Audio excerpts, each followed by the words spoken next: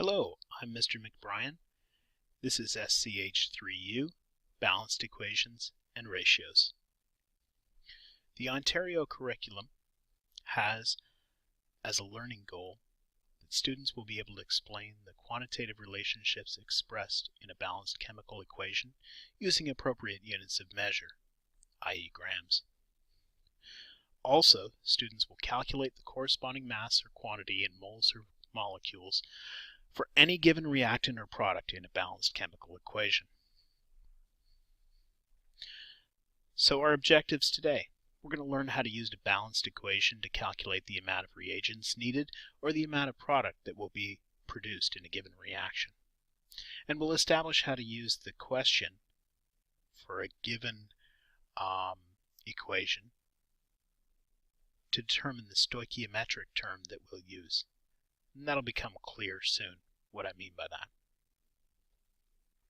Okay, so when we're talking balanced equations, products and reactants and amounts, what we're talking about is stoichiometry. What does stoichiometry mean?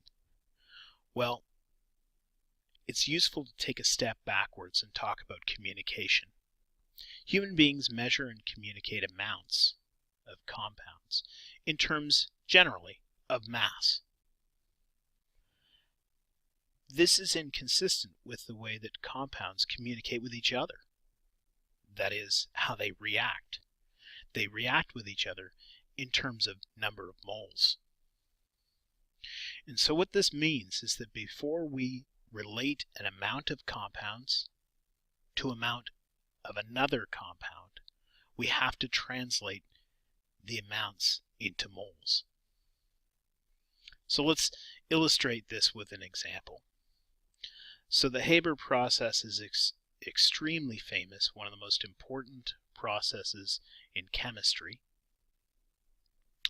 Essentially, it's a way to fix nitrogen, to pull it out of the air and to make it available for various reactions. The most notable being for fertilizer. So the Haber process is a reaction in gaseous form where nitrogen reacts with hydrogen to form ammonia. Now, we might ask ourselves, how many moles of hydrogen gas do we need to get a mole of to react a mole of nitrogen? And since this is a balanced equation, it's pretty easy actually to figure that out. We need 3 moles of hydrogen for every mole of nitrogen.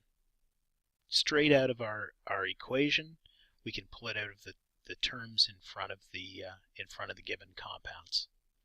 And most of you probably could pull that information out just by examination. Okay, so a similar one. How many moles of ammonia, NH3, do we get per mole of hydrogen gas? And this example is no different. We get 2 moles of ammonia for every 3 moles of hydrogen. And we can simplify that if we want to 0.67 moles of ammonia per mole of hydrogen.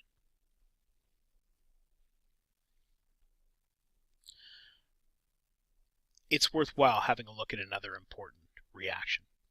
So the Apollo landers, they used hydrazine fuel in order to go up and down from the moon.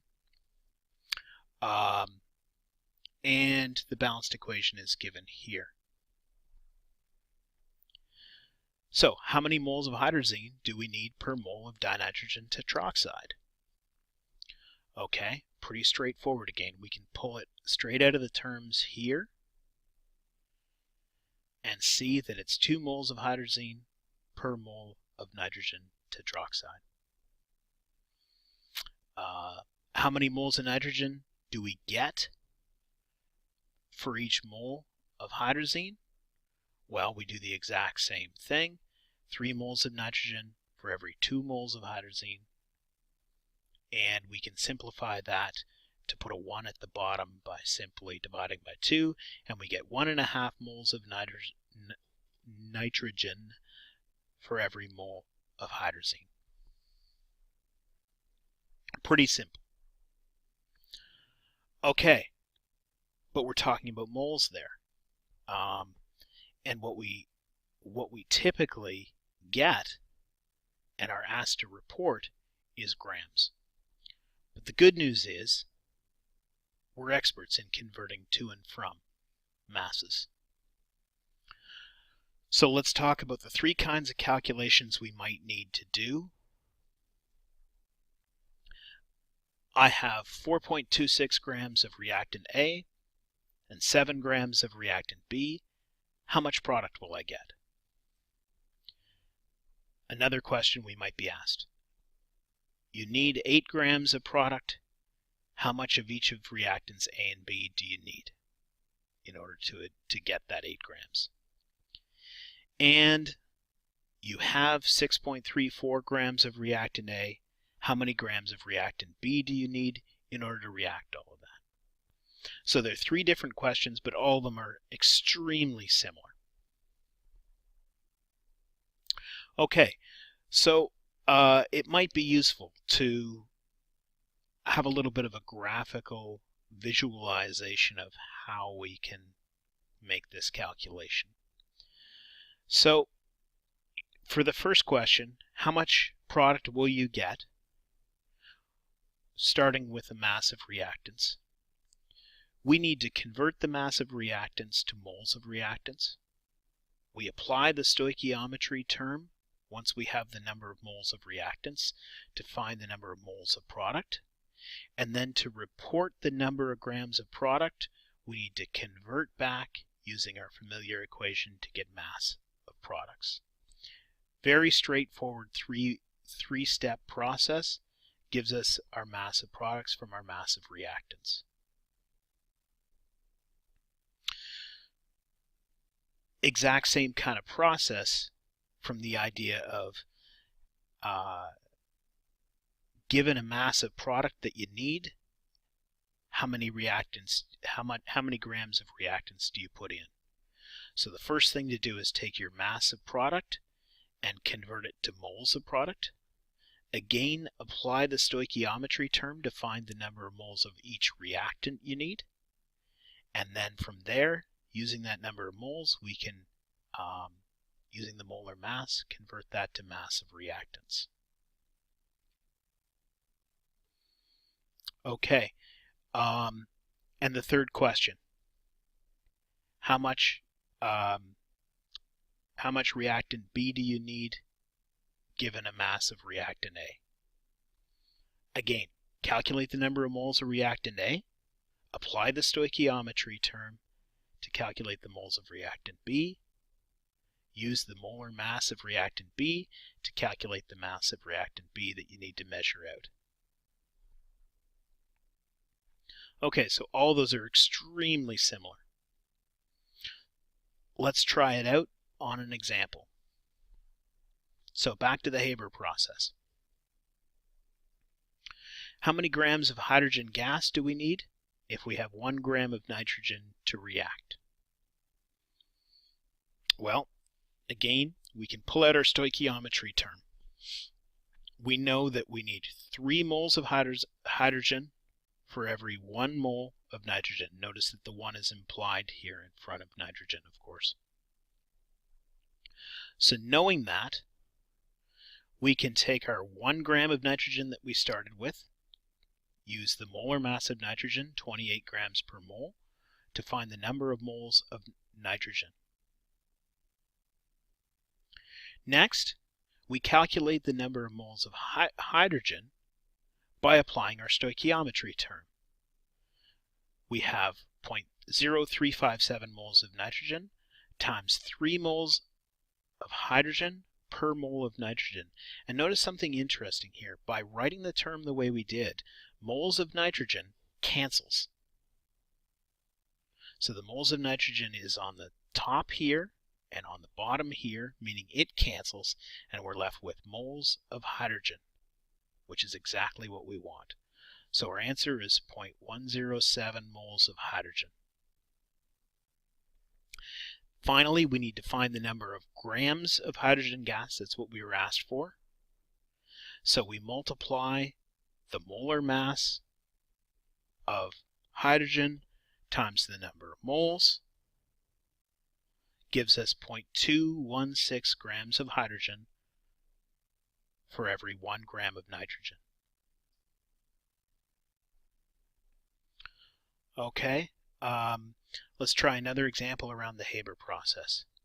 We react 1 gram of nitrogen with enough hydrogen is implied. How many grams of ammonia do we get? Okay, so the exact same kind of thing. First off, we have to convert 1 gram of nitrogen to, let's first extract our stoichiometry term. We get 2 moles of ammonia for every 1 mole of nitrogen. Now we can take 1 gram of nitrogen again and do the same thing we did last time, convert it into the number of moles of nitrogen. Then we find the moles of ammonia by applying our stoichiometry term. And notice again, moles of nitrogen cancels here to give us moles of ammonia. And finally, we convert to grams of ammonia by just multiplying by the molar mass of ammonia times the number of moles, gives us the number of grams. Therefore, if we react 1 gram of nitrogen, we get 1.22 grams of ammonia. So for our final example, let's use rocket fuel again. We react hydrazine with nitrogen tetroxide to get ammonia and water. How many grams of hydrazine do we need per gram of dinitrogen tetroxide? Stoichiometry term, 2 moles of hydrazine for every 1 mole of nitrogen tetroxide. We calculate the number of moles of dinitrogen tetroxide. Again, just dividing by the molar mass gives us 0.0109 moles. And then simply applying the stoichiometry term gives us the number of moles of hydrazine.